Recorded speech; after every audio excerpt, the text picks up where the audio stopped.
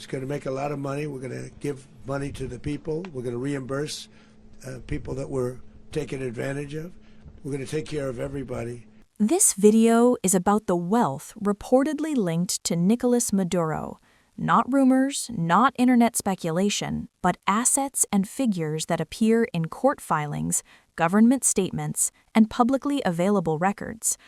According to multiple international sources, authorities say billions of dollars in gold, luxury properties, private jets, and high-end assets became part of a global investigation tied to Venezuela's former leadership. The question isn't just how much wealth existed, but how it was structured, where it moved, and why it surfaced when Venezuela itself was facing economic collapse. This story isn't about shock, it's about following the money step by step. To understand the scale of this wealth, we have to start with the numbers that appear in official reports. According to public statements from U.S. authorities, assets worth approximately $700 million were seized in connection with investigations involving Nicolás Maduro and individuals close to him. These figures come from court filings and government announcements, and many related cases are still ongoing. The assets reportedly include luxury real estate in multiple countries, private aircraft valued in the tens of millions, high-value jewelry and watches, vehicles, and other luxury items. Authorities have stated that many of these assets were allegedly held through shell companies and complex ownership structures, a method often used internationally to obscure beneficial ownership. At the same time, Maduro has consistently denied personal ownership of such properties, stating publicly that he does not hold foreign assets or accounts. This contrast between official seizures and public denials is what makes the story so closely examined by investigators and journalists worldwide. But the personal assets are only one part of the picture. The much larger question involves state resources. According to customs data reviewed by Reuters, Venezuela transported approximately 113 metric tons of gold to Switzerland between 2013 and 2016.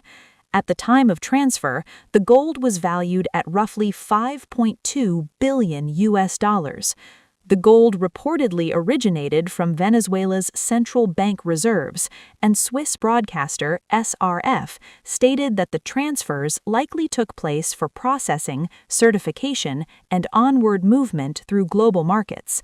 Switzerland is one of the world's largest gold refining hubs, hosting several major refineries that process gold for international distribution.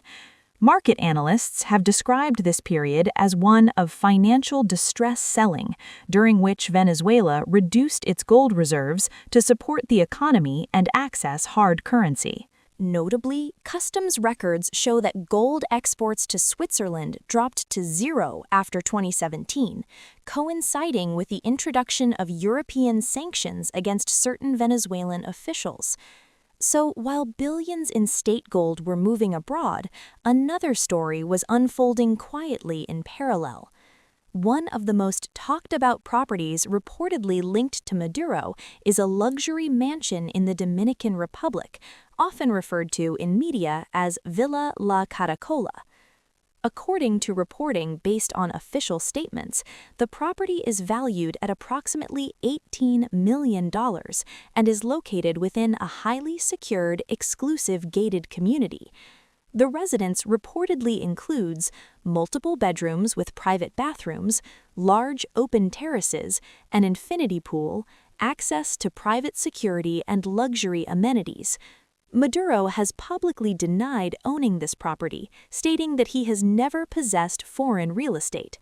However, U.S. officials later stated that the property was seized as part of an ongoing investigation, though details of ownership structures were not fully disclosed to the public.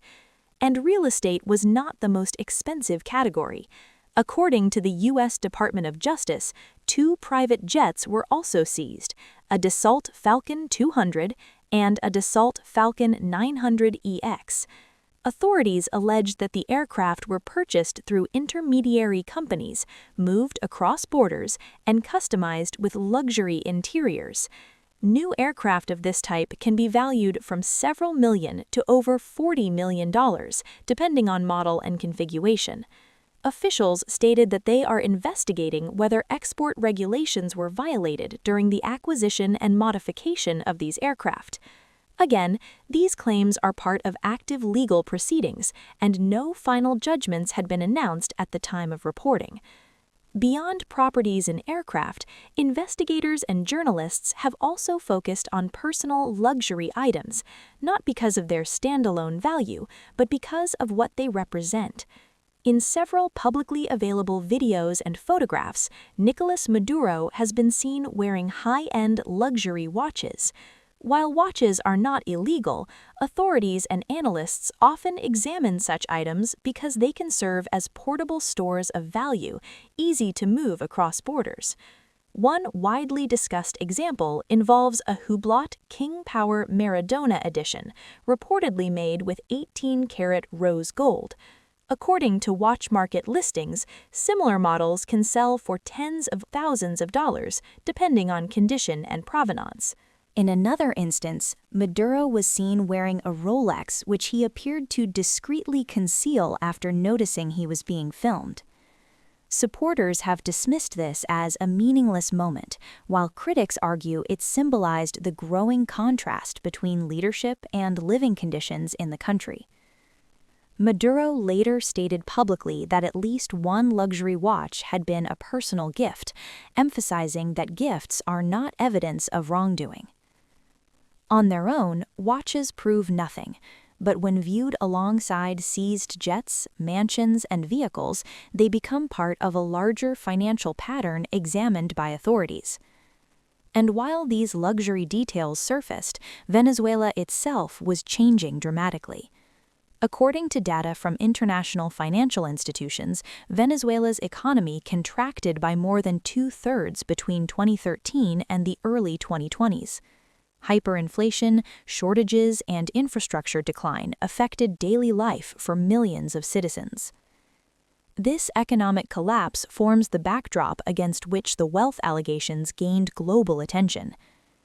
Analysts often emphasize that the issue is not simply wealth at the top, but timing. As state revenues fell, as foreign reserves declined, as access to international markets narrowed. At the same time, authorities later alleged that vast personal assets were being held abroad. This contrast, extreme national decline alongside reported personal luxury, is why the story resonated far beyond Venezuela. But the most sensitive question remained unanswered. Despite speculation online, it is important to be precise.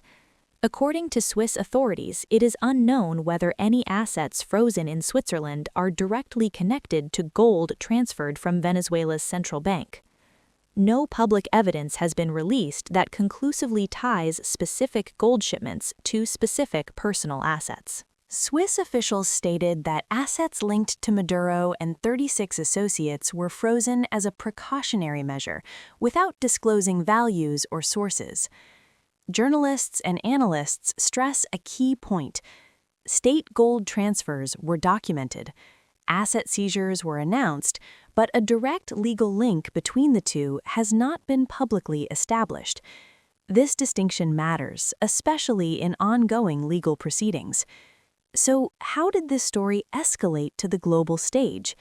In early January, U.S. authorities announced that Maduro had been taken into custody and brought before a federal court in New York. He pleaded not guilty to all charges and stated through an interpreter that he considered himself innocent.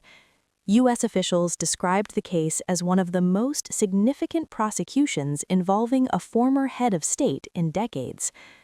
Maduro's legal team has argued that the charges are politically motivated and that asset seizures are unjustified. As with all such cases, legal experts emphasize that allegations are not convictions, and final outcomes depend on judicial rulings. And yet, even with court cases underway, the bigger picture remains unresolved. This story is not only about Nicolás Maduro, it reflects a broader global reality: how state resources can move quietly across borders, how wealth can be structured through layers of companies, and how transparency often comes years later through courts and customs data. Gold shipments, private jets, luxury properties, each element on its own may appear isolated. Together, they form a financial narrative that investigators across multiple countries continue to examine. What ultimately happens to these assets will be decided in courtrooms, not headlines. But the questions raised by this case about accountability, state resources, and personal wealth extend far beyond one individual or one country. In the next video, we'll go deeper into how frozen assets are tracked globally, what usually happens to seized wealth, and why some fortunes disappear while others resurface years later.